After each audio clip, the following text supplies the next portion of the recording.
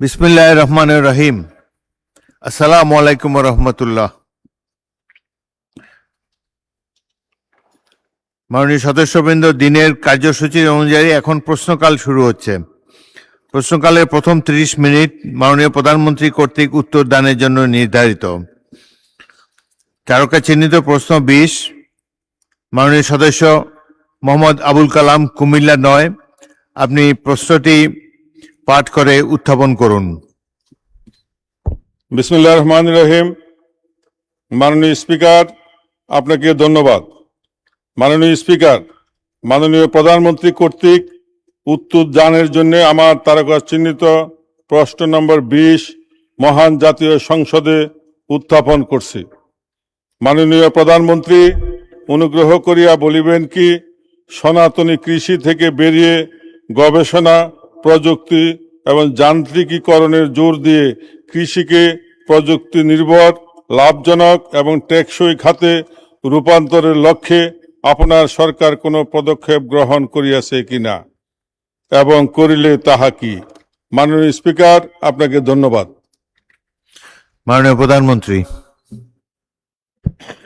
বিসমিল্লাহির রহমানির রহিম। মাননীয় স্পিকার, আপনাকে ধন্যবাদ এবং আপনার মাধ্যমে আমি মাননীয় সংসদ সদস্য জনাব আবুল কালামকে ধন্যবাদ জানাচ্ছি তার প্রশ্নের জন্য।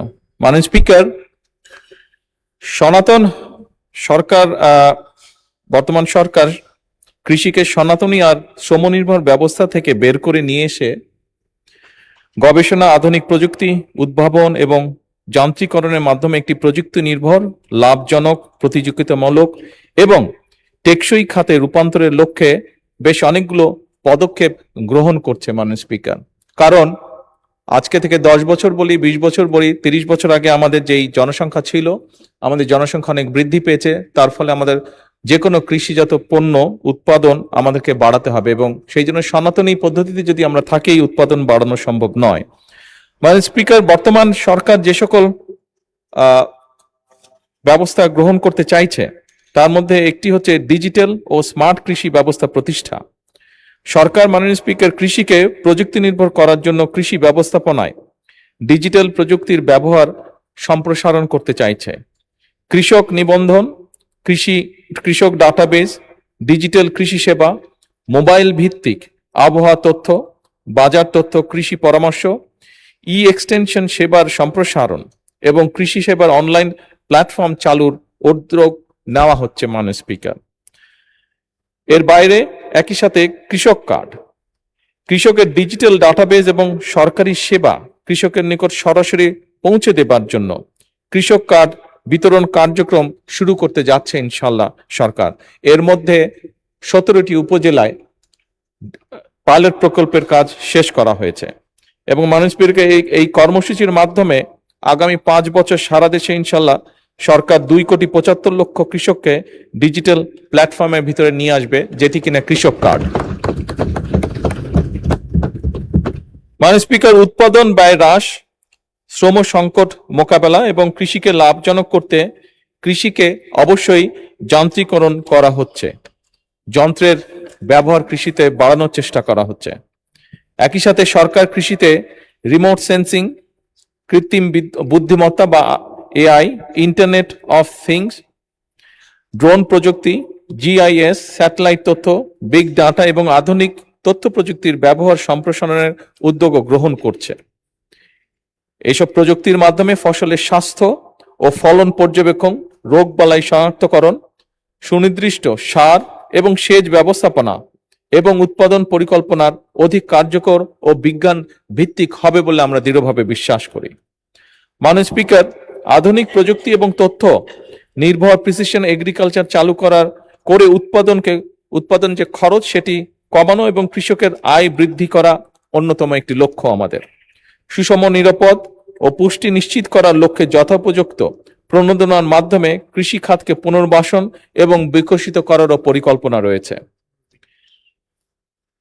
একই সাথে মাননীয় স্পিকার, দেশের কোন এলাকায় কোন সময় কোন ফসল ভালো হবে, কি পরিমাণ সার লাগবে, আবহাওয়ার পূর্বাভাস ইত্যাদি সংক্রান্ত পরামর্শ প্রদান করা হচ্ছে এবং এটিকে আরো অর্গানাইজ করা হবে কৃষক কার্ডের মাধ্যমে।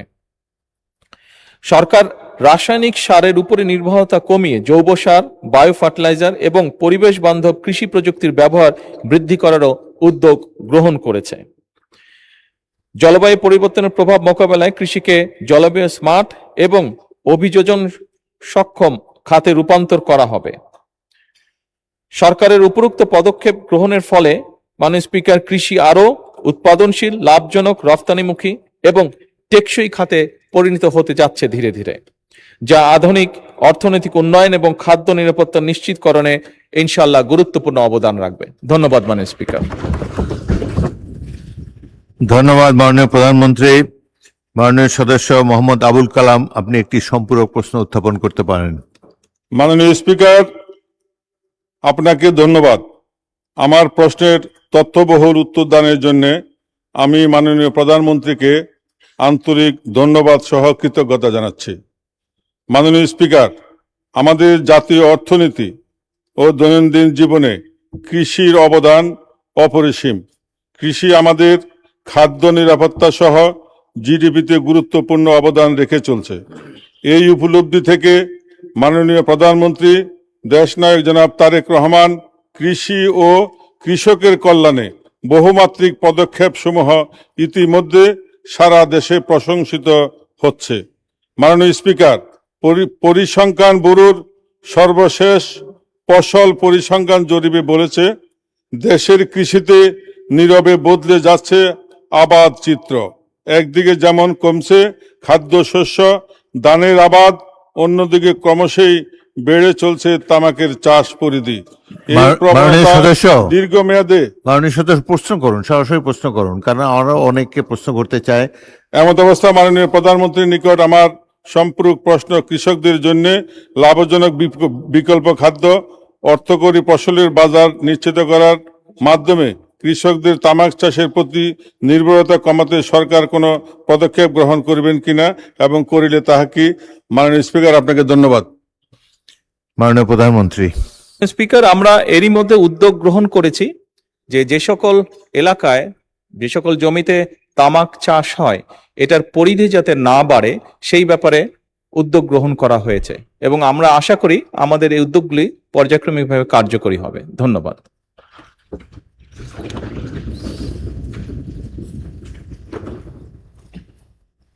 একটি সম্পূরক প্রশ্ন করতে পারেন মোসাম্মদ শাম্মী আক্তার, মহিলা আসন 22। মাননীয় স্পিকার, আপনাকে ধন্যবাদ। অ্যাকচুয়ালি আমি শিক্ষার উপরে প্রশ্নটা করতে চাচ্ছিলাম। মাননীয় প্রধানমন্ত্রী, আপনার ঘোষণা অনুযায়ী সারা দেশে প্রাইমারি স্কুল শিক্ষার্থীদের স্কুল ড্রেস প্রদানের যে পরিকল্পনা রয়েছে, তাতে হবিগঞ্জ 4 নির্বাচনী এলাকার চুনারুঘাট ও মাধবপুর উপজেলা অন্তর্ভুক্ত করা হইবে কিনা, হইলে তাহা কবে নাগাদ? ধন্যবাদ আপনাকে। মাননীয় প্রধানমন্ত্রী, এটা তো অন্য প্রশ্ন, যেই এটা সম্পূরক প্রশ্ন তো হলো না। স্পিকার, যেহেতু আমাদের একজন সংসদ সদস্য প্রশ্নটি জিজ্ঞেস করেছেন, আমি সংক্ষিপ্তভাবে উত্তরটা দিচ্ছি। জি, দেন উত্তর দিন। মাননীয় সংসদ সদস্য, আপনার প্রশ্নের উত্তরে আমরা এতটুকু বলতে পারি, আপনি যেটা বলেছেন, আমরা ক্লাস 1 থেকে ক্লাস 5 পর্যন্ত প্রাইমারি স্কুলের বাচ্চাদেরকে স্কুল ড্রেস প্রদানের পরিকল্পনা গ্রহণ করেছি। একই সাথে আমরা তাদেরকে স্কুল ব্যাগও দিব। এবং আপনি আপনার এলাকার কথা উল্লেখ করেছেন, আমি যতটুকু বুঝতে পেরেছি। আমি এখানে সকল সংসদ সদস্যকে আশ্বস্ত করে বলতে চাই, আমরা পর্যায়ক্রমিকভাবে সমগ্র বাংলাদেশের সরকারি প্রায় 65,000 প্রাথমিক বিদ্যালয় আছে। এই 65,000 প্রাথমিক বিদ্যালয়ে প্রায় 1,20,00,000 মতন বাচ্চা আছে। আমরা পর্যায়ক্রমিকভাবে ক্লাস 1 থেকে 5 পর্যন্ত 1,20,00,000 বাচ্চাকেই আমরা এইটার ভেতরে, এই পরিকল্পনার ভিতরে নিয়ে আসবো পর্যায়ক্রমে। সেই জন্য সকল সংসদ সদস্যের এলাকাতেই আমরা যাব ইনশাল্লাহ, এবং সকল বাচ্চাদের কাছেই আমরা পৌঁছানোর চেষ্টা করব। ধন্যবাদ। মাননীয় সদস্য কামরুল হাসান, ময়মনসিংহ 6।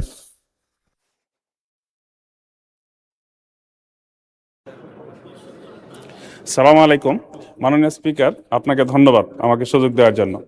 আমি আমার নির্বাচনী এলাকা ময়মনসিংহ 6 ফুলবাড়িয়ায় প্রচুর পরিমাণে লেবু, আনারস এবং কাঁঠাল উৎপাদন হয়। এবং বিশাল একটা বাজার সেখানে। তো আমি মাননীয় প্রধানমন্ত্রীর নিকট আমার জিজ্ঞাসা হচ্ছে, এটা জাতীয় অর্থনীতিতে গুরুত্বপূর্ণ ভূমিকা পালন করতে পারে যদি সেখানে একটি কৃষিভিত্তিক শিল্পাঞ্চল গড়ে তোলা যায়। আমি মাননীয় স্পিকার আপনার মাধ্যমে মাননীয় প্রধানমন্ত্রীর কাছে জানতে চাচ্ছি যে ফুলবাড়িয়ায় এরকম একটি কৃষিভিত্তিক শিল্পাঞ্চল প্রতিষ্ঠা করা হবে কিনা। ধন্যবাদ মাননীয় স্পিকার। মাননীয় প্রধানমন্ত্রী। ধন্যবাদ মাননীয় স্পিকার। মাননীয় সংসদে আপনাকে ধন্যবাদ আপনার এই প্রশ্নটির জন্য। আপনার ওখানে আপনি যে বলেছেন আনারস, আপনার নিশ্চয়ই খেয়াল আছে বেশ ক বছর আগে একটি আনারসের ইন্ডাস্ট্রি করা হয়েছিল ওখানে, জানেন বোধহয় আপনি, বাট বিভিন্ন কারণে সেটি সাপোর্ট না পাওয়ার কারণে বন্ধ হয়ে গিয়েছে। আমরা উদ্যোগ গ্রহণ করছি বিভিন্ন মিল কারখানা যেগুলো বন্ধ আছে সেগুলোকে চালু করার জন্য, এবং কৃষি খাতে যে মিল ফ্যাক্টরি আছে সেগুলোকে আমরা চেষ্টা করছি আবার চালু করার জন্য। এটি গেল একটি। দ্বিতীয়টি হচ্ছে আলাদাভাবে আপনার ওখানে হয়তো ইন্ডাস্ট্রিয়াল জোন করার পরিকল্পনাই নেই আমাদের, কিন্তু যেটা বন্ধ হয়ে গেছে সেটাকে কিভাবে চালানো যায় সেটার আমরা চেষ্টা করছি। আপনি নিশ্চয়ই খেয়াল করেছেন এই কিছুদিন আগে আমি যে চীন সফরে গিয়েছিলাম, সেই চীন সফরে আমরা একটি তাদের সাথে চুক্তি স্বাক্ষর করেছি। আমাদের দেশে যে কাঁঠাল, এটি অত্যন্ত পপুলার। চাইনিজ মানুষরা তারা খুব পছন্দ করে কাঁঠাল। আমরা এই দেশ থেকে ইনশাল্লাহ তাদের কাছে আমরা কাঁঠাল রফতানি করব।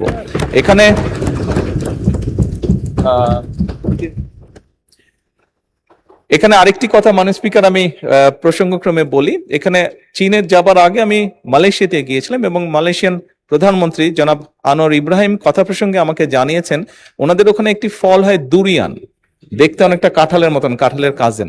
কথা প্রসঙ্গে উনি আমাকে জানিয়েছেন যে মালয়েশিয়া প্রতি বছর চায়নাতে $1 বিলিয়ন দুরিয়ান এক্সপোর্ট করে। তো তারা যদি পারে নিশ্চয়ই ইনশাল্লাহ কাঁঠালও আমরা পারবো এক্সপোর্ট করতে, এবং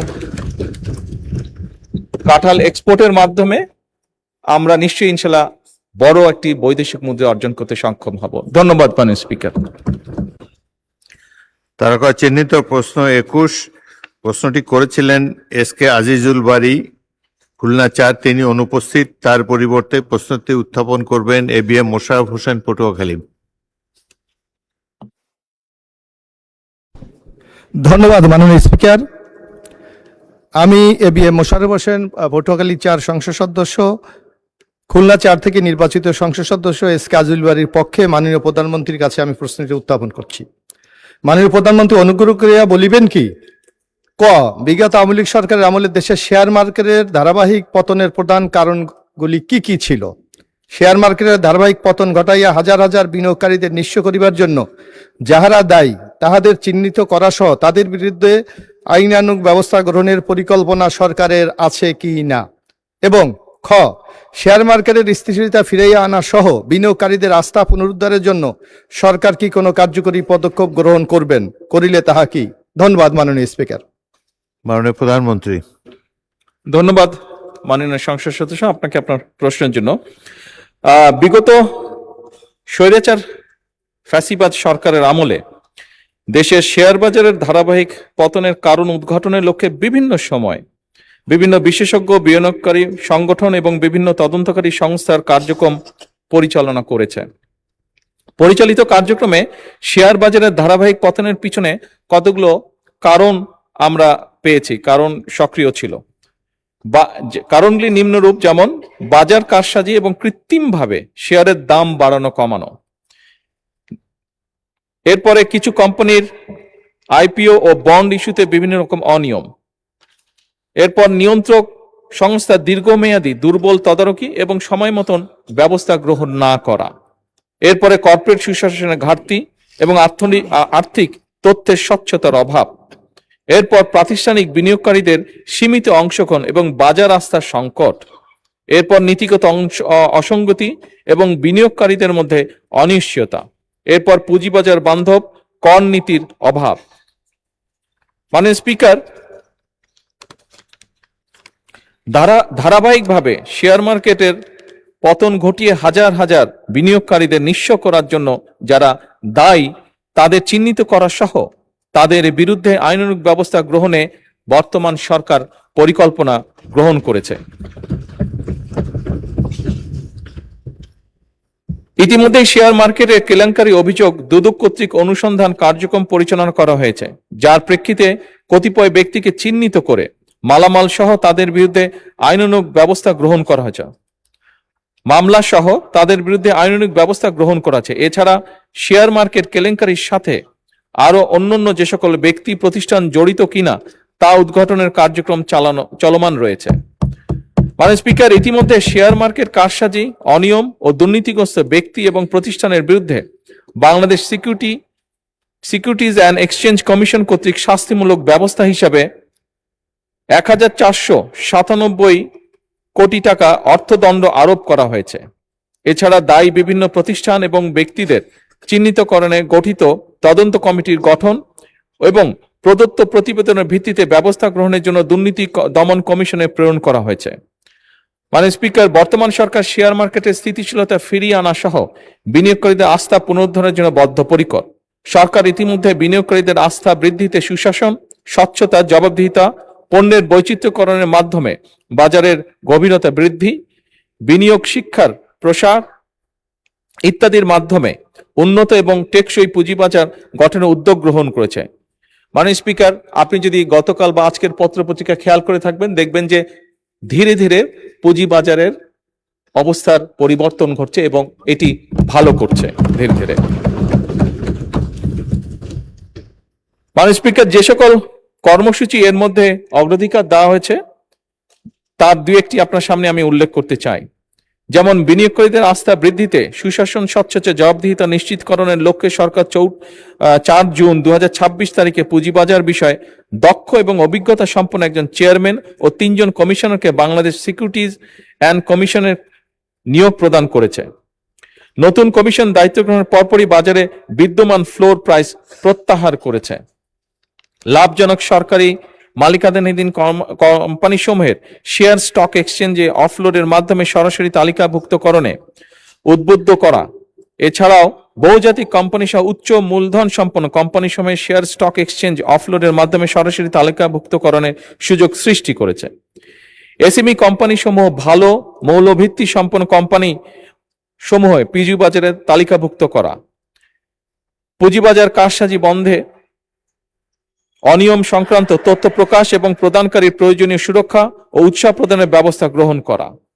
মাননীয় স্পিকার, আরো অনেকগুলো ব্যবস্থা সরকার গ্রহণ করেছে, কিন্তু যেহেতু সংসদের সময় অত্যন্ত মূল্যবান, বাকি যেগুলো ব্যবস্থা গ্রহণ করেছে সেগুলোকে আমি পঠিত বলিয়া গণ্য করার জন্য অনুরোধ করছি।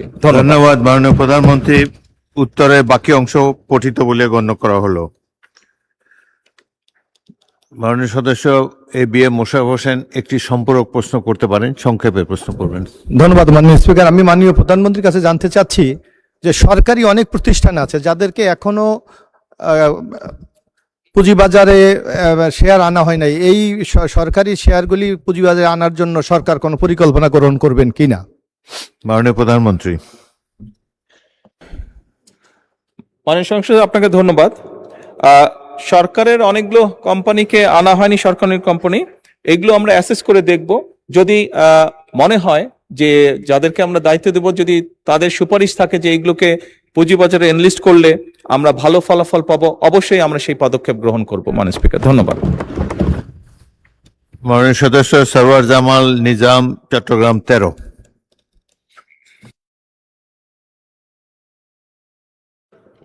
আপনাকে অশেষ ধন্যবাদ। মাননীয় স্পিকার, আপনি জানেন দেশনেত্রী বেগম খালেদা জিয়ার সময় চট্টগ্রামকে বাণিজ্যিক রাজধানী ঘোষণার সাথে সাথে চট্টগ্রামও একটা পুঁজিবাজারের খোলা হয়েছে, স্টক এক্সচেঞ্জ খোলা হয়েছে। এবং আপনারা জানেন চট্টগ্রাম বাণিজ্যিক রাজধানী হিসাবে সেই সময় আমাদের বর্তমান অর্থমন্ত্রী যথেষ্ট অবদান ছিল, ওনার এটা খোলা হয়েছিল। কিন্তু বর্তমানে যে চট্টগ্রামের পুঁজিবাজার এবং ঢাকা পুঁজিবাজারের মধ্যে বিরাট বৈষম্য, এই বৈষম্য দূরীকরণ না করলে চট্টগ্রামের পুঁজিবাজারটা আস্তে আস্তে স্থগিত হয়ে যাচ্ছে এবং যে বৈষম্য আছে সেই বৈষম্য অচিরেই দূর করা হবে কিনা সেই জন্য আমি মাননীয় প্রধানমন্ত্রীর কাছে জানতে চাচ্ছি। ধন্যবাদ মাননীয় প্রধান। মাননীয় প্রধানমন্ত্রী, চট্টগ্রাম এবং ঢাকার বৈষম্য দূর হবে কিনা? ধন্যবাদ মাননীয় স্পিকার, এবং আপনার মাধ্যমে আমি মাননীয় সংসদ সদস্যকে ধন্যবাদ জানাচ্ছি তার প্রশ্নের জন্য। উনি যেই শব্দটি উল্লেখ করেছেন ওনার প্রশ্নে, বৈষম্য, মাননীয় স্পিকার, এই সরকারের অন্যতম একটি মূল লক্ষ্যই হচ্ছে সমাজের বা দেশের বিভিন্ন জায়গায় বিভিন্ন ক্ষেত্রে যেখানে যেখানে বৈষম্য আছে যার জন্য মানুষ বিভিন্নভাবে ডিপ্রাইভ হচ্ছে, সেই বৈষম্যকে দূর করা এবং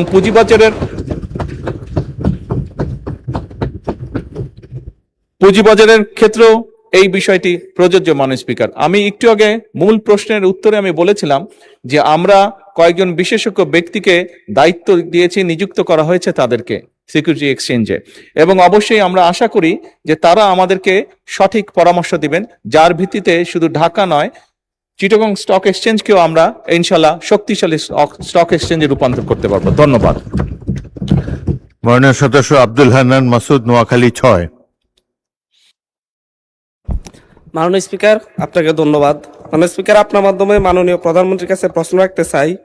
বাংলাদেশের কয়েক ডজন বীমা কোম্পানি যারা বিভিন্ন প্রতারণামূলক অফার দিয়ে মানুষের বীমার টাকা আত্মসাৎ করেছে এবং আওয়ামী লীগ সময়ে লক্ষ লক্ষ কোটি টাকা বীমা কোম্পানিগুলা থেকে তারা লুটপাট করে নিয়েছে।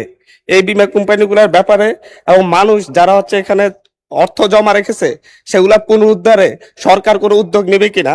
আমার উপজেলা সহ সারা বাংলাদেশে এরকম লক্ষ লক্ষ ক্ষতিগ্রস্ত মানুষ রয়েছেন যাদের টাকা বীমা কোম্পানিগুলো আত্মসাৎ করেছে। ধন্যবাদ মাননীয় স্পিকার। মাননীয় প্রধানমন্ত্রী। মাননীয় স্পিকার, ধন্যবাদ আপনাকে, এবং আপনার মাধ্যমে আমি সংসদ সদস্যকেও ধন্যবাদ জানাচ্ছি তার প্রশ্নের জন্য।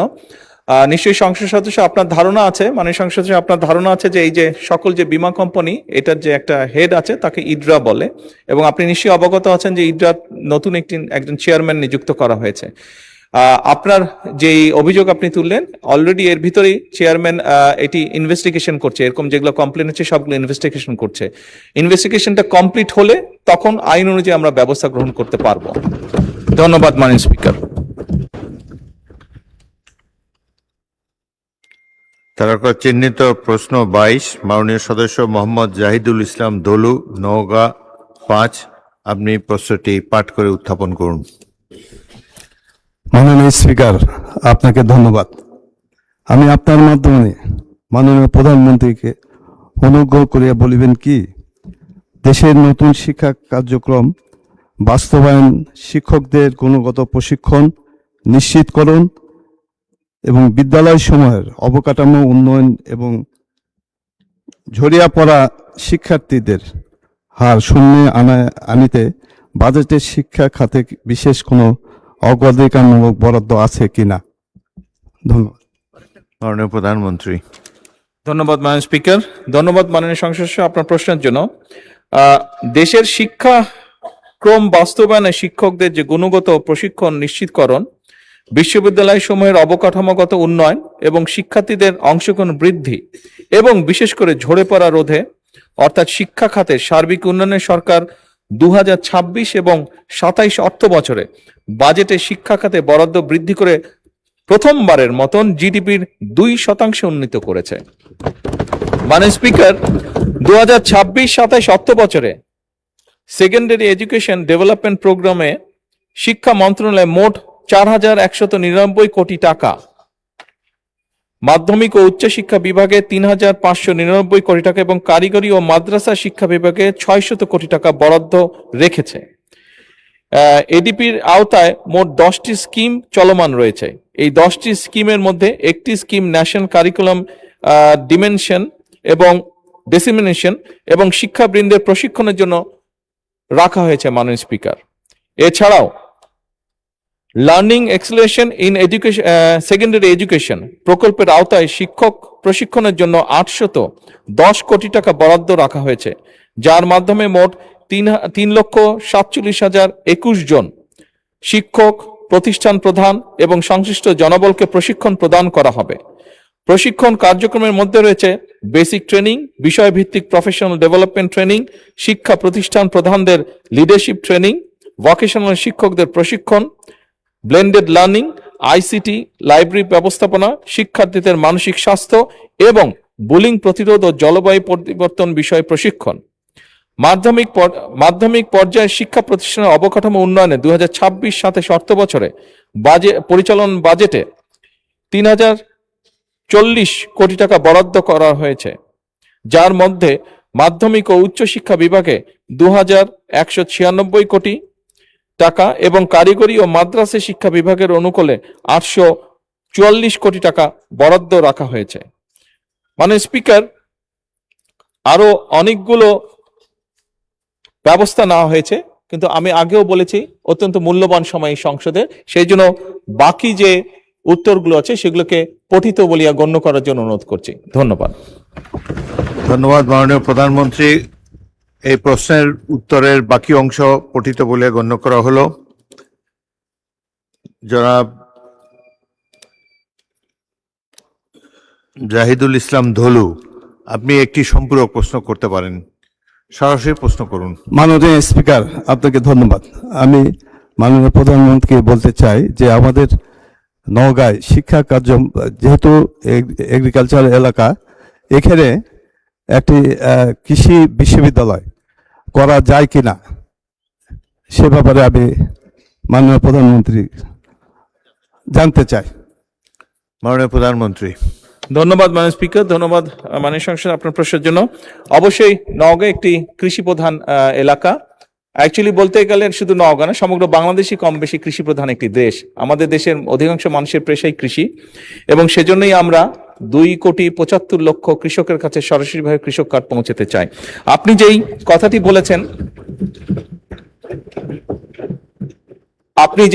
বলেছেন, আপনি আপনার অবস্থান থেকে আপনি যদি সরকারের কাছে একটি আমাদের সরকারের কাছে, শিক্ষা মন্ত্রণালয়ের কাছে বা কৃষি মন্ত্রণালয়ের কাছে যদি আপনি একটি আবেদন দেন এই উপলক্ষে, আমরা বিষয়টি অবশ্যই পর্যালোচনা করব এবং যদি সম্ভব হয় অবশ্যই সেখানে আমরা এই প্রতিষ্ঠানটি স্থাপন করব। ধন্যবাদ। মোহাম্মদ আবুল হাসনাত, কুমিল্লা 4। ধন্যবাদ মাননীয় স্পিকার। মাননীয় প্রধানমন্ত্রীকে ধন্যবাদ জানাচ্ছি সেকেন্ডারি এডুকেশন ডেভেলপমেন্ট প্রোগ্রাম হাতে নেওয়ার জন্য, একই সাথে সাথে learning acceleration program in secondary education হাতে নেওয়ার জন্য। মাননীয় স্পিকার, আপনার মাধ্যমে আমার প্রশ্নটি হচ্ছে, একটা বিশ্ববিদ্যালয়ের শিক্ষার্থী অথবা যারা চাকরি প্রার্থীরা যখন প্রাথমিক বিদ্যালয়ে শিক্ষক হিসাবে চাকরি করতে যান, তখন সেখানে 11,000 টাকা বেসিক দিয়ে শুরু করেন বর্তমান প্রেক্ষাপটে। অর্থাৎ এই চাকরিটা হচ্ছে 13 গ্রেডের চাকরি এবং 3য় শ্রেণীর। একজন যখন সেকেন্ডারি এডুকেশনে চাকরি করতে যান তখন বেসিক বেতন পান 16,000 টাকা। এটা 10ম গ্রেডের এবং 2য় শ্রেণীর চাকরি। আমাদের দেশের প্রাথমিক শিক্ষা এবং মাধ্যমিক শিক্ষা এই দুইটা হচ্ছে ফিডার ইনস্টিটিউশন। আমরা যদি ভালো শিক্ষার্থী ফিডার ইনস্টিটিউশন থেকে আমরা টারশিয়ারিতে পাঠাতে পারি, তাহলে সেখানে একটা রিসার্চ বেসড আমরা একটা আউটকাম পাবো। মাননীয় প্রধানমন্ত্রীর কাছে আমার প্রশ্ন, বর্তমান বাস্তবতায় 11,000 টাকা বেসিক এবং 16,000 টাকা বেসিক দিয়ে এই আসলে শিক্ষক হতে আগ্রহ নিয়ে এসে এখানে আসলে দিন শেষে সার্ভাইভ করা খুব কঠিন হয়ে যায়। সেজন্য প্রাথমিক এবং মাধ্যমিক শিক্ষকদের বর্তমান প্রেক্ষাপটে, আপনিও বিদেশে দীর্ঘদিন থেকে এসেছেন, আপনি সেখানে শিক্ষা প্রতিষ্ঠানগুলো দেখেছেন, সেই বাস্তবতায় আমরা এই ফিডার ইনস্টিটিউশনগুলোর শিক্ষকদের মান উন্নয়নের জন্য, তাদের বেতন বৃদ্ধির জন্য, যাতে করে বেশি বেশি মানুষ বা শিক্ষার্থী এই ধরনের চাকরিগুলি করতে আগ্রহী হয়, সেটার জন্য আপনার বিশেষ কোনো পরিকল্পনা রয়েছে কিনা সেটি জানতে চাচ্ছি মাননীয় স্পিকার। মাননীয় প্রধানমন্ত্রী। মাননীয় স্পিকার, আপনাকে ধন্যবাদ এবং জনাব হাসনাত আপনাকেও ধন্যবাদ আপনার প্রশ্নের জন্য। আপনি নিশ্চয়ই খেয়াল করেছেন এই বাজেট সেশনে আপনি উপস্থিত ছিলেন, এবং আমার এই প্রথম প্রশ্ন যেটা ছিল মূল প্রশ্ন, সেখানে আমি বলেছি যে এই বাজেটে টোটাল জিডিপি 2% আমরা শিক্ষার জন্য রেখেছি। এবং শুধু তাই নয়, আমাদের যেটি পরিকল্পনা আছে, আমরা পরিকল্পনা মতন যদি আগাতে পারি, ইনশাল্লাহ আমরা শিক্ষা খাতে বাজেট 5 বছর শেষে 5% নিয়ে যেতে চাই। এবং অবশ্যই এগুলো আমরা যখন দেখেছি, স্বৈরাচারের সময় শুধু বিল্ডিং হয়েছে কিন্তু হিউম্যান রিসোর্সের কোনো উন্নতি হয় নাই।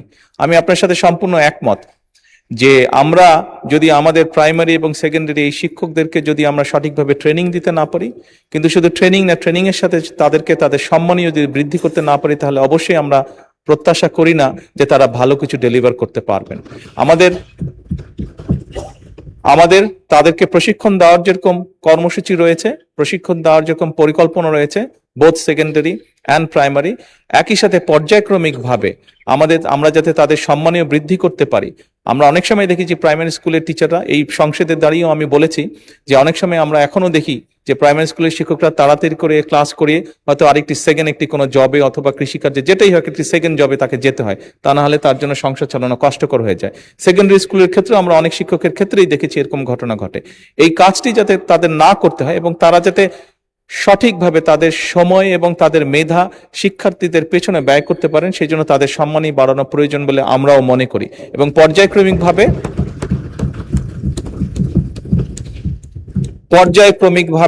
আমরা এই কাজটি ইনশাল্লাহ করব এই দেশে।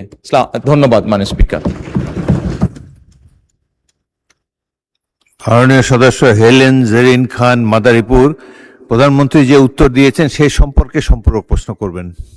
মাননীয় স্পিকার, আপনাকে ধন্যবাদ। মাননীয় প্রধানমন্ত্রীর কাছে আমার প্রশ্ন হলো, যখনই বিএনপি ক্ষমতায় আসে তখনই দেখা যায় নারীর উন্নয়ন, নারী শিক্ষা, নারী জাগরণে যুগান্তকারী ভূমিকা রাখে।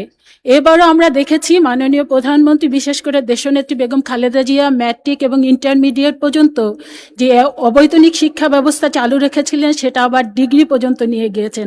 সেই জন্য ব্যক্তিগতভাবে ধন্যবাদ দিচ্ছি। আমি যে প্রশ্নটি করতে চাই মাননীয় প্রধানমন্ত্রীকে, মাননীয় প্রধানমন্ত্রী, আমি 91 থেকে 96 পর্যন্ত এদেশের সর্ববৃহৎ মহিলা কলেজ ইডেন বিশ্ববিদ্যালয় কলেজের নির্বাচিত ভিপি ছিলাম এবং সেই সময় আমি মাননীয় শিক্ষামন্ত্রী এবং মাননীয় প্রধানমন্ত্রী দেশনেত্রী বেগম খালেদা জিয়ার সাথে আমি কথাও বলেছিলাম এবং সেই সময় অসংখ্য দেশনেত্রী বেগম খালেদা জিয়ার নেতৃত্বে ইডেন কলেজকে বিশ্ববিদ্যালয় করবার জন্য সকল প্রস্তুতি সম্পূর্ণ হয়েছিল। শুধুমাত্র রাজনৈতিক অস্থিরতার কারণে ওই সময় ডিক্লারেশনটা দেওয়া হয় নাই। এখন আমি বলতে চাই মাননীয় প্রধানমন্ত্রীর কাছে আমার বিনীত আবেদন যে এখন ইডেন কলেজে প্রায় 23,000 ছাত্রী লেখাপড়া করছে, ওই কলেজটিকে বিশ্ববিদ্যালয় করার কোনো পদক্ষেপ নেবেন কিনা। এই ব্যাপারে মাননীয় স্পিকার আপনারও সমর্থন চাচ্ছি, কারণ আপনার সহধর্মিনী মহিষী নারী বিশিষ্ট শিক্ষাবিদ দিলারা হাফিজ আপা ওই কলেজের প্রিন্সিপাল ছিলেন, কাজে আপনি ওই ব্যাপারে অবগত আছেন। মাননীয় স্পিকার, আপনাকে ধন্যবাদ। মাননীয় প্রধানমন্ত্রী।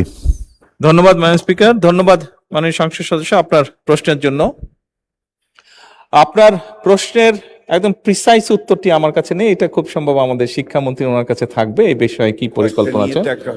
জি, কয়েকটা নিয়ে একটা হয়েছে, সেই জন্য একদম প্রিসাইজ উত্তরটা শিক্ষামন্ত্রী সঠিকভাবে দিতে পারবেন বলে আমি মনে করি। তবে ওভারঅল আপনাকে আমি যেটা বলতে পারি, অবশ্যই সকল সময় বিএনপি সরকারের অনেকগুলো পরিকল্পনা, অন্যতম একটি মূল পরিকল্পনা ছিল নারীর শিক্ষাকে প্রায়োরিটি দেওয়া।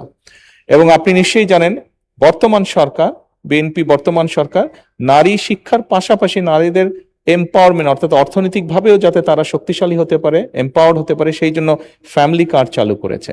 এবং আমরা একই সাথে আরেকটি পরিকল্পনা যেটা গ্রহণ করেছি, যেটি বিএনপি সরকার দেশনেত্রী খালেদা জিয়া সরকার করেছিলেন, মেয়েদের শিক্ষা ব্যবস্থা ইন্টারমিডিয়েট পর্যন্ত ফ্রি করেছিলেন। আমরা এবার অনার্স পর্যন্ত মেয়েদের শিক্ষা ব্যবস্থা ফ্রি করতে চাই, ডিগ্রি বা অনার্স পর্যন্ত। আজকে আমাদের সাথে গ্যালারিতে অনেক নারী শিক্ষার্থী উপস্থিত আছে, তারাও সরাসরি এই সংসদ অধিবেশনটি দেখছে। এবং শুধু তাই নয়, আমরা অনার্স পর্যন্ত যে নারীদের শিক্ষা ব্যবস্থা ফ্রি করব, তাদের মধ্যে যারা ভালো রেজাল্ট করবে তাদেরকে আমরা স্কলারশিপ দিতে চাই, এটাও আমরা করতে চাই। ধন্যবাদ মাননীয় স্পিকার। মাননীয় সদস্যবৃন্দ, মাননীয় প্রধানমন্ত্রীর জন্য নির্ধারিত প্রশ্ন জিজ্ঞাসা ও উত্তর পর্ব এখানেই শেষ হলো। এখন মাননীয় মন্ত্রীদের জন্য নির্ধারিত প্রশ্ন জিজ্ঞাসা ও উত্তর। তারকা চিহ্নিত প্রশ্ন 2074, মাননীয় সদস্য আমির এজাজ খান, খুলনা, আপনি উত্থাপন করুন। বিসমিল্লাহির রহমানির রহিম। ধন্যবাদ মাননীয় স্পিকার। আমার তারকা চিহ্নিত প্রশ্ন 2074, মাননীয় বিদ্যুৎ, জ্বালানি এবং খনিজ সম্পদ মন্ত্রী মহোদয় অনুগ্রহ করিয়া বলিবেন কি, খুলনার পর্যটক শিল্পের বিকাশে কৈলাসগঞ্জ, বাণীশান্তা, সুতরখালী ইউনিয়নের নিরবিচ্ছিন্ন বিদ্যুৎ সরবরাহ নিশ্চিত করতে সরকার কি পদক্ষেপ গ্রহণ করেছেন? ধন্যবাদ মাননীয় স্পিকার। মাননীয় বিদ্যুৎ, জ্বালানি ও খনিজ সম্পদ মন্ত্রী ইকবাল হাসান মাহমুদ। মাননীয় স্পিকার, আপনাকে ধন্যবাদ। পল্লী বিদ্যুৎ উন্নয়ন বোর্ডের আওতাধীন খুলনা পল্লী বিদ্যুৎ সমিতির সকল উপজেলা ইতিমধ্যে শতভাগ বিদ্যুতায়নের কাজ সম্পন্ন করা হয়েছে। বর্তমানে নিরবিচ্ছিন্ন বিদ্যুৎ সরবরাহ নিশ্চিত করার লক্ষ্যে খুলনা পল্লী বিদ্যুৎ সমিতির আওতাধীন খুলনা জেলার দোকোপ উপজেলার কৈলাসগঞ্জ ও সুতারখালী ইউনিয়নের সকল এলাকায় নিম্নবর্ণিত কার্যক্রম চলমান রয়েছে। বিদ্যমান লাইন নিয়মিত রক্ষণাবেক্ষণ, ঝুঁকিপূর্ণ পুরাতন লাইন সংস্কার এবং প্রয়োজনীয় ক্ষেত্রে উচ্চ সাইজের কন্ডাক্টর স্থাপন করা, ওভারলোডেড বিতরণ ট্রান্সফরমার পর্যায়ক্রমে উচ্চ ক্ষমতার ট্রান্সফরমার দ্বারা প্রতিস্থাপন করা হচ্ছে। এছাড়াও নিরবিচ্ছিন্ন বিদ্যুৎ সরবরাহ নিশ্চিত করার জন্য বর্তমানে পল্লী বিদ্যুৎ উন্নয়ন বোর্ডের আওতায় খুলনা প্রবাসের দোকোপ উপজেলায় বিদ্যুৎ উন্নয়ন বোর্ডের দৈনিক বিতরণ ব্যবস্থার আধুনিকরণ ও ক্রমবর্ধমান প্রকল্পের আওতায় বিদ্যমান 33 কেবি এবং 11 কেবি বিতরণ লাইনসমূহ আপগ্রেডের কার্যক্রম চলমান রয়েছে। আপগ্রেডেশন কাজ সম্পূর্ণ হলে নিরপেক্ষ বিদ্যুৎ সরবরাহ নিশ্চিত করা সম্ভব হবে। ধন্যবাদ মাননীয় স্পিকার। আমির রেজাজ খান, খুলনা একটি সম্পূরক প্রশ্ন করতে পারেন। ধন্যবাদ মাননীয় স্পিকার, ধন্যবাদ মাননীয় মন্ত্রী মহোদয়কে। মাননীয় মন্ত্রী, খুলনা 1 আসনের সুতরকালী সহ উপকূলীয় অনেক এলাকায় এখনো নির্ভরযোগ্য বিদ্যুৎ সরবরাহ নিশ্চিত করা যায় নাই। ঘূর্ণিঝড় জলোচ্ছ্বাসের সময় বিদ্যুৎ ব্যবস্থা বারবার ক্ষতিগ্রস্ত হয় এবং দীর্ঘ সময় বিদ্যুৎ বিচ্ছিন্ন থাকে। এই সময় এলাকায় টেকসই বিদ্যুৎ অবকাঠামো, ভূগর্ভস্থ বা দুর্যোগ সহনশীল বিদ্যুৎ লাইন স্থাপন এবং সৌর বিদ্যুতের মতন নবায়নযোগ্য জ্বালানি সম্প্রসারণের সরকারের কি বিশেষ উদ্যোগ গ্রহণ করেছেন? ধন্যবাদ মাননীয় স্পিকার। মাননীয় মন্ত্রী। মাননীয় স্পিকার, আমাদের দেশে বর্ষাকালে ঘূর্ণিঝড় বৃষ্টি সবসময় লেগে আছে। আপনার এইসব যখন দুর্যোগের জন্য লাইন বিচ্ছিন্ন হয়ে যায়, সেজন্য আমরা জলদি করে যাতে এই লাইনকে আবার ফিরিয়ে আনা যাওয়া যায়, সেই জন্য আমাদের টিম প্রস্তুত থাকে। আর আমাদের সরকার দায়িত্বভার গ্রহণ করার পরে আমরা জাতির কাছে ওয়াদাবদ্ধ যে আমরা সৌর বিদ্যুৎকে কাজে লাগিয়ে দেশের প্রত্যন্ত অঞ্চলে এই বিদ্যুতের বিতরণের ব্যবস্থা করব। মাননীয় স্পিকার, আপনাকে ধন্যবাদ। মার্দিয়া মমতাজ, মহিলা আসন 44, একটি সম্পূরক প্রশ্ন করতে পারেন। মাননীয় স্পিকার, আপনাকে ধন্যবাদ। আমি আপনার মাধ্যমে বিদ্যুৎ মন্ত্রীকে জিজ্ঞেস করতে চাই, বিদ্যুৎ ও জ্বালানি মন্ত্রীকে জিজ্ঞেস করতে চাই যে আমাদের দেশে 23-24 অর্থ বছরে 81 ভাগ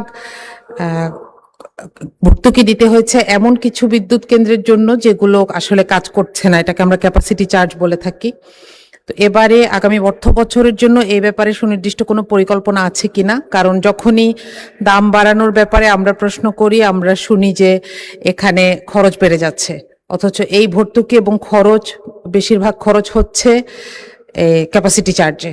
সুতরাং এখানে সরকারের আগামী অর্থ বছরে এটার জন্য কোনো সুনির্দিষ্ট পরিকল্পনা আছে কিনা এটা জানতে চাই। মাননীয় মন্ত্রী। মাননীয় স্পিকার, বিদ্যুতায়ন করার জন্য বিগত ফ্যাসিস্ট সরকার যেসব বিদ্যুৎ প্রাইভেট কোম্পানিকে দিয়েছিল, তাদের সাথে যে এগ্রিমেন্ট করেছিল সেই এগ্রিমেন্টে সবরিন গ্যারান্টি দেওয়া চায়। সবরিন গ্যারান্টি হচ্ছে হলো রাষ্ট্রের গ্যারান্টি আপনার, এবং এই গ্যারান্টি বাতিল করা জন্য যে ব্যবস্থা গ্রহণ করবে সেই ব্যবস্থা অনেক সময় সাপেক্ষ। আমরা চেষ্টা করছি তাদের সাথে আরো অনেক জিনিস জড়িত আছে, সেই সব জিনিসগুলোকে, বিশেষ করে লেট পেমেন্ট ফিস, এগুলো আমরা দেব না বলে আলোচনা করছি। আশা করি সেটা আমরা ফলপ্রসূ আলোচনা করতে পারবো। তাছাড়া ইনফ্রাস্ট্রাকচারে যখন বিদ্যুৎ উৎপাদন ঢুকে যায়, তখন সিস্টেমকে চালিয়ে রাখার জন্য কোনো বিদ্যুৎ কেন্দ্রের সাথেই জোরাজোরি করা যায় না, শক্ত নেগোসিয়েশন করা যায় না।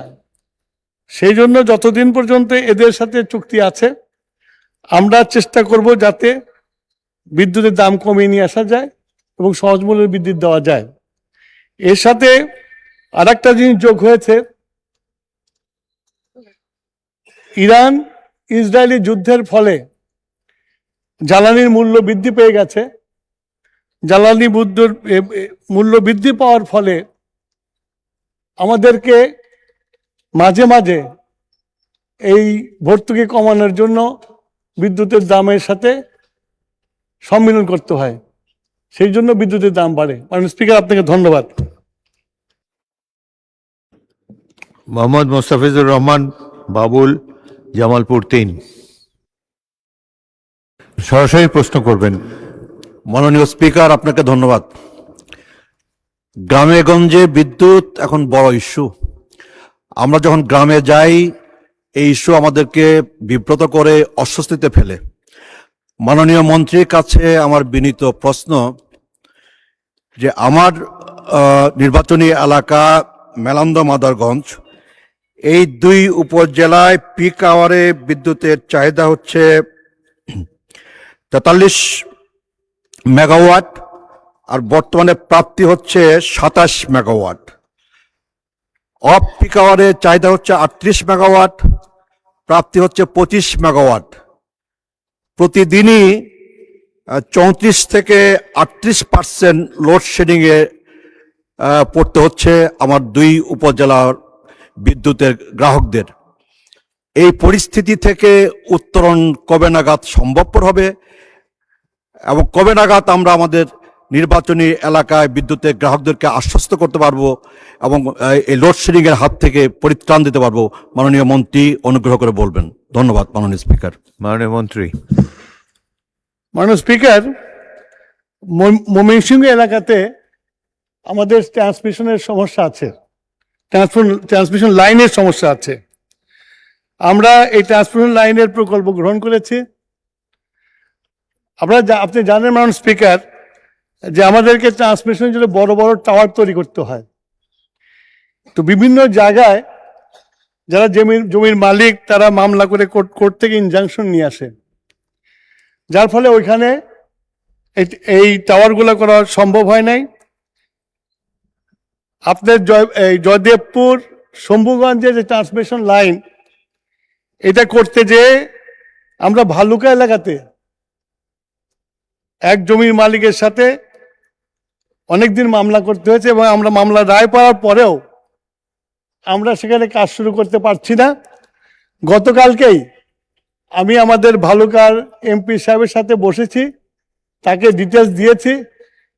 আশা করি এমপি সাহেবের সহযোগিতায় আমরা আবার কাজ শুরু করতে পারবো।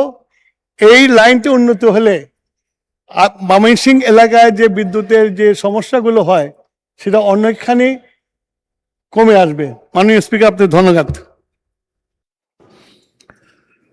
তারকা চিহ্নিত প্রশ্ন 2075 স্থানান্তরিত হয়েছে।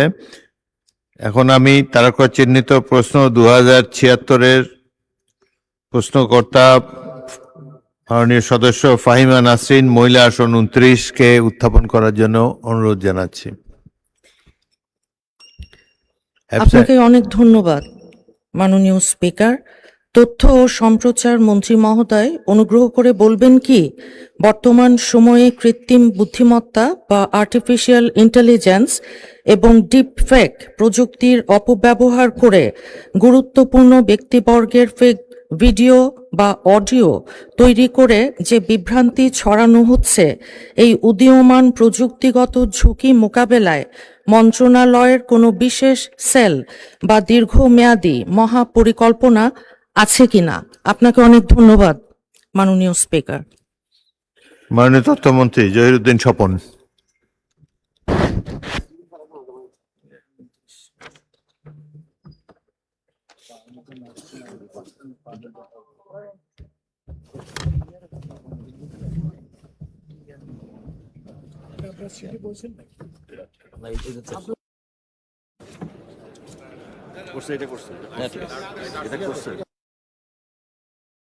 মাননীয় স্পিকার, আমি দুঃখিত। ধন্যবাদ মাননীয় স্পিকার আমাকে সুযোগ দেওয়ার জন্য, এবং আমাদের মাননীয় সংসদ সদস্য যিনি প্রশ্ন উত্থাপন করেছেন তাকেও ধন্যবাদ জানাই। বর্তমান সময়ে কৃত্রিম বুদ্ধিমত্তা, আর্টিফিশিয়াল ইন্টেলিজেন্স ও ডিপফেক প্রযুক্তির অপব্যবহার করে গুজব, অপতথ্য, ভুয়া তথ্য, বিভ্রান্তি ছড়ানোর অপচেষ্টা প্রতিরোধে আমাদের মন্ত্রণালয় বিভিন্ন কার্যক্রম আমরা বাস্তবায়ন করার চেষ্টা করছি। তথ্য ও সম্প্রচার মন্ত্রণালয়ের অধীনে স্বায়ত্তশাসিত প্রতিষ্ঠান পিআইবি এবং এর তত্ত্বাবধানে পরিচালিত বাংলা ফ্যাক্ট কার্যক্রম সক্রিয়ভাবে দায়িত্ব পালন করছে। এ পর্যন্ত বাংলা ফ্যাক্ট 860টি ফ্যাক্ট চেক, বিশ্লেষণ, অনুসন্ধানী প্রতিবেদন, ভিডিও, রিল প্রকাশ করছে। এর মধ্যে বর্তমান সরকার দায়িত্ব গ্রহণের পর 306টি প্রকাশিত হয়েছে। বর্তমানে গড়ে প্রতিদিন 3 থেকে 5টি দাবির সত্যাসত্য যাচাই করে প্রতিবেদন প্রকাশ করা হচ্ছে। ইতিমধ্যে গুরুত্বপূর্ণ ব্যক্তিবর্গের নাম ও পরিচয় ব্যবহার করে পরিচালিত 137টি ভুয়া ফেসবুক অ্যাকাউন্ট, পেজ ও গ্রুপ, সংবাদ মাধ্যমের অনুকরণে পরিচালিত 16টি অপতথ্য ভিত্তিক ওয়েবসাইট। মাননীয় মন্ত্রী, দীর্ঘ উত্তর আপনি চাইলে পঠিত বলে গণ্য হতে আমি পারে। জাস্ট এই প্যারাগ্রাফটা শেষ করছি। 300টির অধিক বিভ্রান্তিকর ফেসবুক অ্যাকাউন্ট এবং 100টি এক্স অ্যাকাউন্ট চিহ্নিত করা হয়েছে। বাকি অংশটুকু পঠিত বলে গণ্য করার জন্য অনুরোধ করছি। ধন্যবাদ। উত্তরের বাকি অংশ পঠিত বলে গণ্য হলো। মাননীয় সদস্য ফাহিমা নাসরিন, আপনি একটি সম্পূরক প্রশ্ন করতে পারেন। আপনাকে অনেক ধন্যবাদ মাননীয় স্পিকার। আমরা সম্প্রতি দেখেছি যে আর্টিফিশিয়াল ইন্টেলিজেন্সের ব্যবহার করে আমাদের দেশে ট্রাফিক ব্যবস্থার একটা প্রভূত উন্নতি সাধিত হয়েছে। আমরা জানি যে fake, false, fabricated video social মিডিয়ায় আমাদের মাননীয় প্রধানমন্ত্রী এবং তার পরিবারের উপরও যেমনভাবে তৈরি করা হয়েছে, সেইভাবে নারী পুরুষ সবাইকে নিয়েই বিভিন্ন রাজনীতিবিদ সহ শিল্পী, সাংস্কৃতিক কর্মী, ছাত্রী, শিক্ষক আমরা কেউ ভিকটিম এবং সার্ভাইভার হয়েছে। এখন বলা হয় যে সামনে যে সাইবার যুদ্ধ হবে সেটা ঢাল তলোয়ার নিয়ে মাঠে কিংবা ময়দানে নয়। সেই প্রস্তুতি আমাদের আছে কিনা, এবং 4 কোটি যেই তরুণ প্রজন্ম আমাদের আছে, আমাদের জনসংখ্যার একটা সিংহভাগ, তাদেরকে যথোপযুক্ত ট্রেনিং দিয়ে তাদের দক্ষতা বৃদ্ধির মাধ্যমে এই সামনের যেই দিনগুলো আছে সেখানে বৈশ্বিক পরিস্থিতিকে মাথায় রেখে সব রকম প্রস্তুতি গ্রহণ করে আমরা তৈরি আছি কিনা। ধন্যবাদ মাননীয় স্পিকার। মাননীয় মন্ত্রী। মাননীয় স্পিকার, আপনার মাধ্যমে আমি মাননীয় সংসদ সদস্যকে ধন্যবাদ জানাই যে অত্যন্ত প্রাসঙ্গিক একটি প্রশ্ন তিনি উত্থাপন করেছেন। আমরা সকলেই এ বিষয়ে অবগত আছি এবং অনেকেই এ বিষয়ে ভুক্তভোগী আছি, এবং সে কারণেই আমাদের মাননীয় প্রধানমন্ত্রী ইতিমধ্যেই তথ্য মন্ত্রণালয়, আমি সহ অন্যান্য সংশ্লিষ্ট ব্যক্তিবর্গকে ডেকে এ বিষয় সম্পর্কে আমাদেরকে বারবার পরামর্শ দিয়েছেন, নির্দেশ দিয়েছেন। আপনার মাধ্যমে মাননীয় সংসদ সদস্যকে জানিয়ে রাখতে চাই যে আমাদের বর্তমান যে কাঠামো, এই কাঠামোটি বোঝার সুবিধার্থে আমরা একটা অ্যানালগ সিস্টেমের সঙ্গে তুলনা করতে পারি, এবং সমস্যার যে চরিত্র, সেই চরিত্রটি আসলে ডিজিটাল প্ল্যাটফর্মের চরিত্র। সে কারণেই আমাদেরকে একটা রূপান্তর প্রক্রিয়ার মধ্যে যেতে হচ্ছে। প্রচলিত জনবল কাঠামোতে এটা কভার করতে না পারার কারণে মাননীয় প্রধানমন্ত্রীর নির্দেশে আমরা আপাতত প্রকল্পের ভিত্তিতে সমস্যাগুলিকে, চ্যালেঞ্জ থেকে মোকাবিলা করতে চাচ্ছি। সেই লক্ষ্যে ইতিমধ্যেই আমরা 2টি প্রকল্প হাতে নিয়েছি। আশা করি পর্যায়ক্রমে আমরা ধারাবাহিকভাবে এটার একটা আধুনিক এবং ডিজিটাল প্রবলেমের ডিজিটাল সলিউশন আমরা বের করতে পারবো। মাননীয় সদস্য রাশেদুল ইসলাম, শেরপুর 1।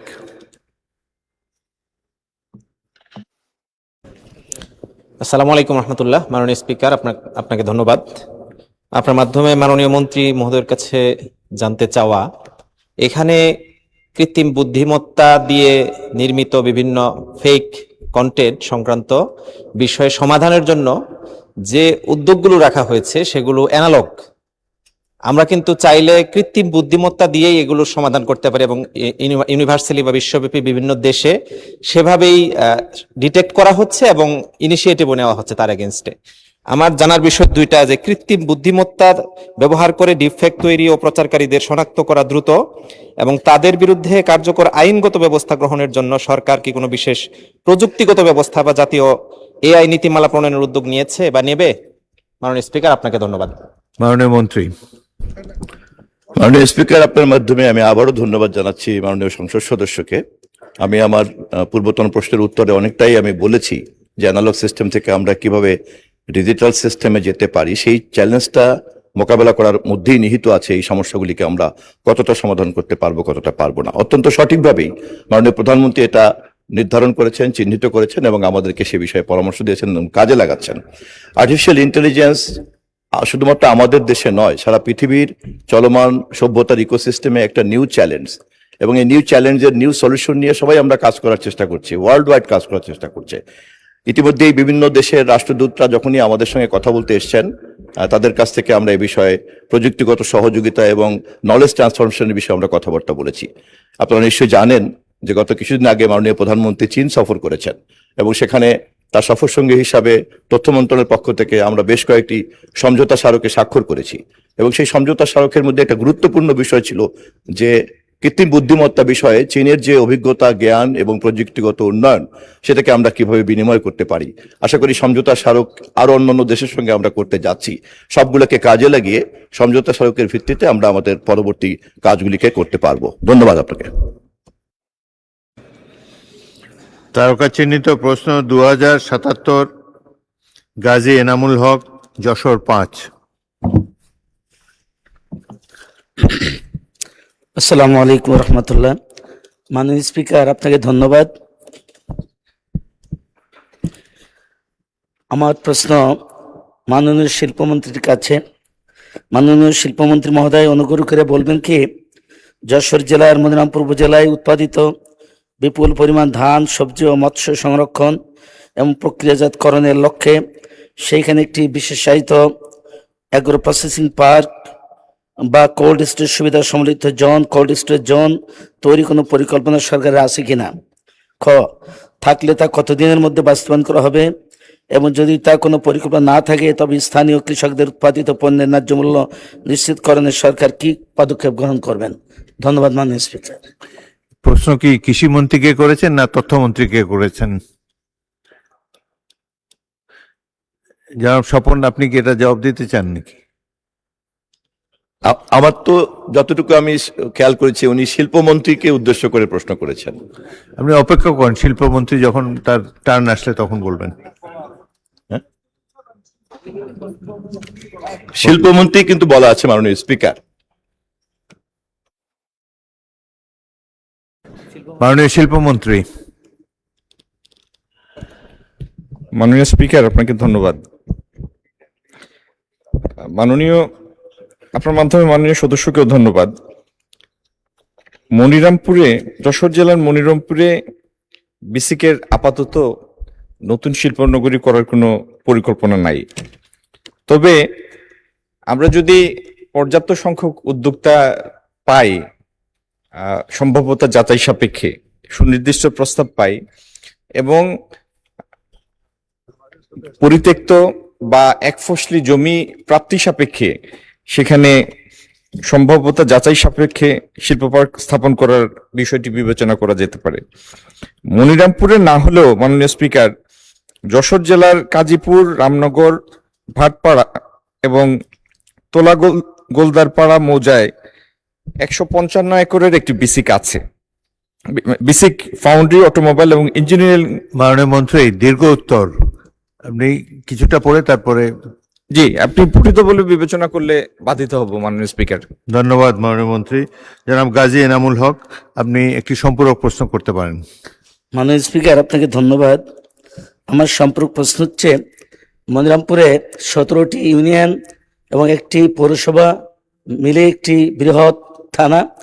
সেখানকার মানুষের বার্ষিক মৎস্যের চাহিদা হচ্ছে 12,000 মেট্রিক টন, কিন্তু মনিরামপুর উৎপাদিত হয় প্রায় কম বেশি 47,000 মেট্রিক টন। পাশাপাশি সেখানে ধানের উৎপাদনও যেটা মনিরামপুরের চাহিদা তার থেকে প্রায় 10 গুণ বেশি উৎপাদিত হয়। মনিরামপুরের যে বাজারটি সেটা বাংলাদেশের শুধু সিলেট পর্যন্ত সেখানে প্রতিদিন ট্রাককে ট্রাক মাছ সেখানে পাঠানো, এমনকি ভারত পর্যন্ত মাছ রপ্তানি হয় মনিরামপুর থেকে। এজন্য এখানে কোল্ড স্টোর ব্যবস্থা করা অতীব জরুরি। এটা বিবেচনা করে কবে নাগাদ করতে পারবেন, যেটা বলেছেন যে এই যে মাছের যে বিশাল খামার, 9টি ইউনিয়ন ভবদা অভিশপ্ত ভবদার কারণে বুড়ে থাকলেও পশ্চিমাঞ্চল এবং মধ্যম ও দক্ষিণাঞ্চল মিলে ব্যাপক মাছের চাষ হয়, এবং সেটাকে যদি সংরক্ষণ করা না যায় তাহলে কৃষকরা ক্ষতিগ্রস্ত হবে। সেটার জন্য বিবেচনা করবার জন্য আমি অনুরোধ করছি, এবং তা করবেন কিনা জানা আবশ্যক। মাননীয় শিল্পমন্ত্রী। মাননীয় স্পিকার, আপনাকে ধন্যবাদ। মাছ, ধান এইসব শুনে আমি প্রথম মনে করেছিলাম এটা কৃষি মন্ত্রণালয় অথবা মৎস্য পানি সম্পদে যাবে। যাই হোক, কোল্ড স্টোরেজের ব্যাপারটি যদি ব্যক্তি খাতের কোনো উদ্যোক্তা এগিয়ে আসেন তাহলে তাকে আমরা যথাযথ সহায়তা দিব। ধন্যবাদ মাননীয় স্পিকার। শিরিন সুলতানা, মহিলা আসন 2। মাননীয় স্পিকার, আপনাকে ধন্যবাদ।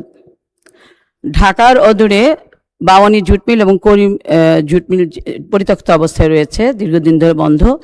এই এলাকার জনগণের দীর্ঘদিনের প্রত্যাশা যে এলাকায় অতীতে যেহেতু হাজার হাজার লোক এখানে কর্মসংস্থানে জড়িত ছিল, সেখানে সে এলাকার জনগণের প্রত্যাশা যে এই এলাকায় একটি ইপিজেড অথবা এখানে অর্থনৈতিক অঞ্চলে এই জায়গায় করা যায় কিনা, এবং সরকারের এই ব্যাপারে কোনো পরিকল্পনা আছে কিনা সেটা আমি জানতে চাচ্ছি। মাননীয় মন্ত্রী। মাননীয় স্পিকার, জায়গাটা আমি স্পষ্ট শুনতে পারিনি, কোন জায়গার কথা? আবার বলেন। Shirin Sultana. Jute mill, Karim jute mill. Bawani jute mill এবং করিম জুট মিল ঢাকার অদূরে ডেমরাতে অবস্থিত। ডেমরাতে 2টি জুট মিল। এই 2টি শিল্প প্রতিষ্ঠানেই একটিতে আমরা একটি ডেমরাতে যেটি করিম জুট মিল, সেখানে আমরা একটি ইলেকট্রনিক শিল্প পার্ক করার উদ্যোগ গ্রহণ করছি। আর সরকারের হাতে যেগুলি বন্ধ পাটকল এবং বস্ত্রকল আছে তার প্রত্যেকটি আমরা ব্যক্তি খাতের বিনিয়োগের মাধ্যমে আগামী দিনে নতুন বিনিয়োগের মাধ্যমে চালু করার পরিকল্পনা নিয়েছে, এবং সেটি বাস্তবায়নাধীন আছে। মাননীয় স্পিকার, ধন্যবাদ। মোহাম্মদ শফিকুল ইসলাম, পটুয়াখালী 2। মাননীয় স্পিকার, আপনাকে ধন্যবাদ। আমার পটুয়াখালী, বাউফল সহ বাংলাদেশের বিভিন্ন অঞ্চলে আমরা এখন লক্ষ্য করি যে আর্টিফিশিয়াল অর্নামেন্টের পরিবর্তে মানুষ সাধারণত মাটির তৈরি যে শিল্প আছে, বিশেষ করে মৃৎশিল্প যেটা, সেটার একটি বৃহৎ অঙ্গন আছে আমাদের বাংলাদেশে। বিশেষ করে আমার বাউফলে প্রায় 5,500 মানুষ এটার সাথে সম্পৃক্ত, এবং সেখানে জিআই অন্তর্ভুক্ত করার জন্য, জিওগ্রাফিক্যাল ইন্ডিকেশনে নেওয়ার জন্য তারা এই পর্যন্ত একটা বিশেষ প্রকল্প তারা চালু করেছে এবং প্রচেষ্টাও চালিয়েছে। এ ব্যাপারে আমি মাননীয় মন্ত্রী মহোদয়ের কাছে জানতে চাই যে এই মৃৎশিল্প বাংলাদেশের একটা গুরুত্বপূর্ণ অধ্যায়, এবং এটি আগামী দিনে জলবায়ু পরিবর্তনের সাথে সম্পৃক্ত হওয়ার কারণে এটা বিশ্বে অত্যন্ত জনপ্রিয় এবং গুরুত্বপূর্ণ অধ্যায় রচনা করছে। সেই ক্ষেত্রে আমার পটুয়াখালী বাউফলের এই মৃৎশিল্প সহ বাংলাদেশের যে এটা গুরুত্বপূর্ণ খাত আছে, এই মৃৎশিল্প খাতকে জিআই অন্তর্ভুক্ত করে এটাকে একটি গুরুত্বপূর্ণ অধ্যায়ে পরিণত করার সুযোগ আমাদের হাতে আছে কিনা, মাননীয় মন্ত্রী ব্যাপারে বলবেন কিনা। মাননীয় শিল্পমন্ত্রী। মাননীয় স্পিকার, আপনাকে এবং প্রশ্নকর্তা মাননীয় সদস্যকে ধন্যবাদ। ক্ষুদ্র শিল্প উদ্যোক্তাদের প্রশিক্ষণের জন্য আমাদের ক্ষুদ্র বিসিক কর্তৃক অনেকগুলি প্রশিক্ষণ কেন্দ্র আছে বিভিন্ন জেলায়। আর বিসিক নিয়মিত বিরতিতে বাংলাদেশের বিভিন্ন জায়গায় তাদের সুবিধার্থে বিভিন্ন এক্সিবিশন ফেয়ার করে। কিছুদিন আগে চীনের কুনমিংয়ে একটি ফেয়ার হয়েছে, সেইখানেও আমাদের হস্ত কুটির শিল্প, কিছু মৃৎশিল্পের এক্সিবিটার সেটিতে যোগ দিয়েছেন।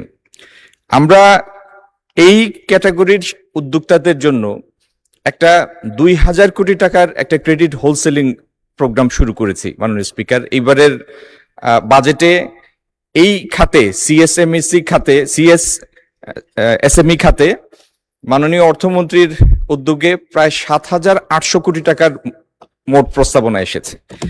তো আগামী দিনে এটিকে জিআই অন্তর্ভুক্ত করার ব্যাপারটি আপনার মাননীয় সদস্য আমি নোটিশে নিলাম এবং এই জন্য আমরা কাজ করব। ধন্যবাদ।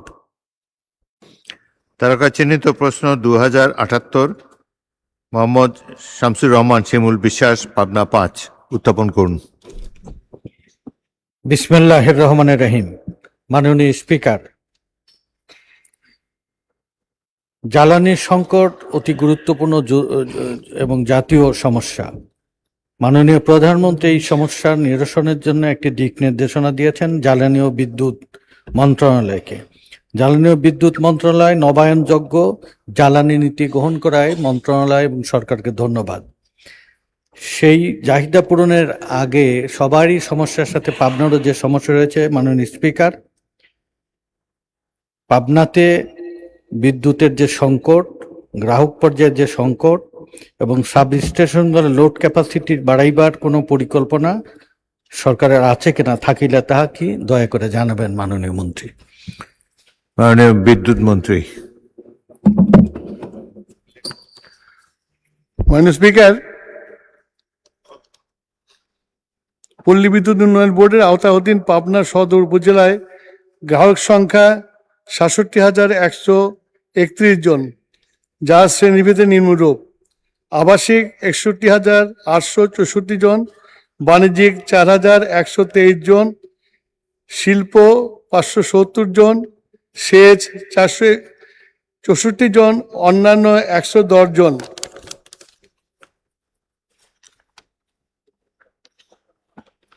বর্তমানে উক্ত এলাকায় 20টি MDA, 10টি MVA ক্ষমতা সম্পন্ন 2টি বিদ্যুৎ উপকেন্দ্র বিদ্যমান রয়েছে।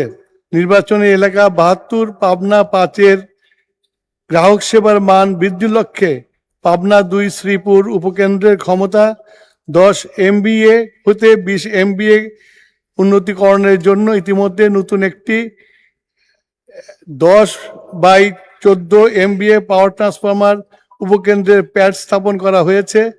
এছাড়া পল্লী বিদ্যুৎ বোর্ডের এই আওতায় অনুমোদিত প্রক্রিয়াধীন রাজশাহী ও রংপুর বিভাগের আওতাধীন পল্লী বিদ্যুৎ উন্নয়ন বোর্ডের 21টি পল্লী বিদ্যুৎ সমিতির এলাকায় বৈদ্যুতিক বিতরণ ব্যবস্থার আধুনিকরণ, ক্ষমতাবর্ধন শীর্ষক প্রকল্পের এলাকায় একটি 10/14 MVA উপকেন্দ্র নির্মাণের সংস্থান রাখা হয়েছে। মাননীয় স্পিকার, আপনাকে ধন্যবাদ।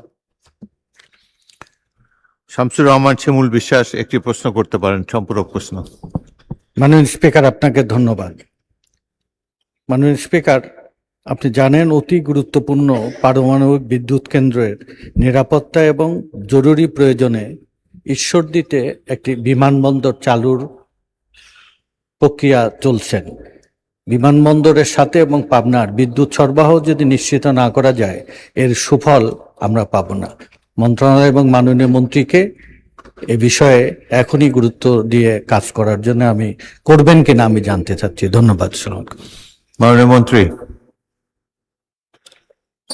মাননীয় স্পিকার, যখন বিমানবন্দরটি স্থাপন করা হবে তখন সেই সব বিমানবন্দরে আমরা এক্সপ্রেস লাইনের ব্যবস্থা করি, যাতে বিদ্যুতের কোনো সমস্যা হলে এক্সপ্রেস লাইনের মাধ্যমে ওই বিমানবন্দরগুলিকে বিদ্যুৎ দিয়ে সচল রাখা যায়। মাননীয় স্পিকার, আপনাকে ধন্যবাদ। মোহাম্মদ শামীম কাসার, গাইবান্ধা 4। মাননীয় স্পিকার, আপনাকে ধন্যবাদ। মাননীয় স্পিকার, আমি আগেও একবার বলেছি যে আমাদের রংপুর বিভাগের প্রবেশদ্বার গোবিন্দগঞ্জে ধানের শীষের পতাকা উঠছে। 4টি জেলা 19টি আসনের মধ্যে আমি সংখ্যালঘু ধানের শীষ, আগেও বলেছি। মাননীয় স্পিকার, আমাদের এখানে অনেক মাননীয় সদস্য আছেন যারা গারো পাহাড়ের পাদদেশে তাদের আসন, কেউ কালো রঙের পাদদেশে। আমাদের ওখানে একটা কাহাওয়াত আছে, একটা কথা আছে যে আমাদের আসনটা নাকি জান্নাতের পাদদেশে। কেন বলে জানি না, তো বলতে চাচ্ছিলাম এই জন্যই, এটা আসলে এরকম হয় না। আমাদের ওখানে কাছাকাছি মহস্থানগড়ে বিপিজিসি বাংলাদেশ পাওয়ার গ্রিড কোম্পানির সাবস্টেশন আছে, এদিকে পলাশবাড়িতে আছে, কিন্তু আমাদের এই গোবিন্দগঞ্জের অবহেলিত এই 4,70,000 ভোটার, প্রায় 6 লক্ষ অধিবাসীর জন্য বিপিজিসির কোনো সাবস্টেশন নাই। এর ফলে আমাদের এখানে কোচাশহর হোসিয়ারি শিল্প প্রায় 2,000 ক্ষুদ্র শিল্প সেগুলো ব্যাহত হচ্ছে, এবং গতকালও এই ঝড় বৃষ্টির কারণে প্রায় 8 ঘন্টা প্লাস ইলেকট্রিসিটি ছিল না। তো আমি একটু আমার মাননীয় বিদ্যুৎ মন্ত্রী মহোদয়কে বলতে চাই, আমাদের এই কথিত জান্নাতের পাদদেশে সংখ্যালঘু ধানের শীষ আমার এই অবহেলিত গোবিন্দগঞ্জে বিপিজিসি একটি সাবস্টেশন করা হবে কিনা। মাননীয় স্পিকার, আপনাকে ধন্যবাদ। মাননীয় বিদ্যুৎ মন্ত্রী, ভালো উত্তর দিলে আপনি জান্নাতে যেতে পারবেন। মাননীয় স্পিকার, গোবিন্দগঞ্জ তো জান্নাতই হবে আপনার, কেননা গোবিন্দগঞ্জ আমার নানার শ্বশুর বাড়ি। তো আমি মাননীয় সংসদকে বলতে চাই যে আপনার পিজিসিবি হচ্ছিল ট্রান্সমিশন লাইন নির্মাণ করে, এবং এই ট্রান্সমিশন লাইন হাই ভোল্টেজের লাইন হয় আপনার। এই হাই ভোল্টেজ লাইন থেকে যখন আমরা ডোমেস্টিকে নিয়ে আসি স্টেপ ডাউন করতে হয়, তো যেহেতু ওনাদের কাছাকাছি ট্রান্সমিশন লাইন আছে, সেই জন্য গোবিন্দগঞ্জে যে সাবস্টেশন আছে সেই সাবস্টেশনে ভোল্টেজ স্টেপ ডাউন করে আমাদের ডোমেস্টিক লাইনে আমরা দেই। আমি ওনার যে সমস্যাটার কথা বললেন সেটা হলো ডিস্ট্রিবিউশন লাইনকে আপগ্রেড করতে হবে। তা আমি নোট করলাম, কালকেই ওনার এলাকাতে যদি কোনো সমস্যা থাকে সেটাকে উন্নত করার জন্য কাজ হাতে নেব। ধন্যবাদ মাননীয় স্পিকার। তারকা চিহ্নিত প্রশ্ন 2079, মোহাম্মদ আবু ওয়াহাব আকন্দ ওয়াহিদ, ময়মনসিংহ 4। ধন্যবাদ মাননীয় স্পিকার। মাননীয় তথ্য সম্প্রচার মন্ত্রী মহোদয়, অনুগ্রহ করিয়া বলিবেন কি, গ্রামীণ জনগোষ্ঠীর তথ্য প্রাপ্তি সহজতর করিতে ময়মনসিংহ সদর উপজেলায় ডিজিটাল তথ্য সেবা কমিউনিটি ইনফরমেশন সেন্টার অথবা অনুরূপ কোনো প্রকল্প চালু করিবার পরিকল্পনা আছে কি? থাকিলে তাহা কবে নাগাদ? ধন্যবাদ মাননীয় স্পিকার আপনাকে। মাননীয় তথ্যমন্ত্রী। ধন্যবাদ মাননীয় স্পিকার, এবং ধন্যবাদ মাননীয় সংসদ সদস্য আপনাকে প্রশ্ন করার জন্য। মাননীয় সংসদ সদস্যকে বিনীতভাবে জানাতে চাই আপনার মাধ্যমে যে আমরা ইতিমধ্যেই ময়মনসিংহে তথ্য মন্ত্রণালয়ের পক্ষ থেকে তথ্য কমপ্লেক্স নির্মাণ করা হয়েছে, এবং আমাদের প্রতিমন্ত্রী মহোদয়, যিনি ওই এলাকার কৃতি সন্তান, তিনি নিজেই এই কমপ্লেক্স উদ্বোধন করেছেন। আমরা এভাবে বাংলাদেশের প্রায় পর্যায়ক্রমে সব জায়গাতেই তথ্য কমপ্লেক্স নির্মাণ করে আধুনিক জায়গাতে যাব, এবং এই কমপ্লেক্সকে ঘিরে যাতে গ্রামীণ পর্যায়ে কমিউনিটি পর্যায়ে সেবা দেওয়া যায়, সেই কারণেই ইতিমধ্যে উল্লেখিত প্রশ্ন উত্তরে আমি বলেছি যে প্রকল্পগুলি গ্রহণ করেছি, সেই প্রকল্পের জনবলকে দিয়ে আমরা এই কমিউনিটিতে তথ্য সরবরাহের ব্যবস্থা গ্রহণ করব। ধন্যবাদ আপনাকে। আবু ওয়াহাব আকন্দ একটি সম্পূরক প্রশ্ন করতে পারেন। ধন্যবাদ মাননীয় স্পিকার। আমি বর্তমান সবচেয়ে জনপ্রিয় সরকার প্রধান, সংসদ নেতা জনাব তারেক রহমান মহোদয়, মাননীয় মন্ত্রী জহিরুদ্দিন স্বপন, প্রতিমন্ত্রী ইয়াসির খান চৌধুরী সহ আমার প্রিয় মানুষদের পক্ষ থেকে আমি তাদেরকে ধন্যবাদ জানাই, অভিনন্দন জানাই। ধন্যবাদ মাননীয় স্পিকার। মাননীয় মন্ত্রী।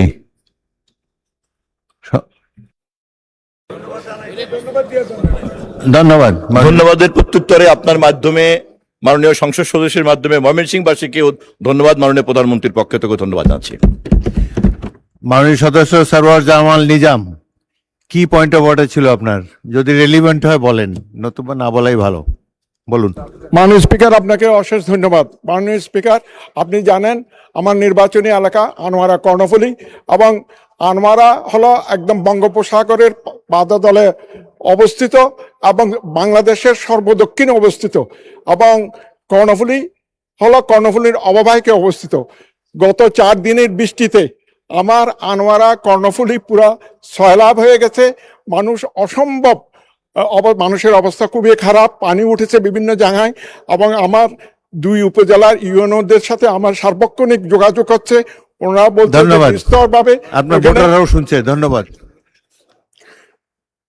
মাননীয় সদস্য, এটা তো পয়েন্ট অফ অর্ডার হলো না, তবুও আমি ত্রাণমন্ত্রীর দৃষ্টি আকর্ষণ করছি, আপনি তার সাথে সরাসরি যোগাযোগ করবেন। মাননীয় সদস্যবৃন্দ, সংসদের বৈঠক আসরের নামাজের জন্য 30 মিনিটে বিরতি দেওয়া হলো।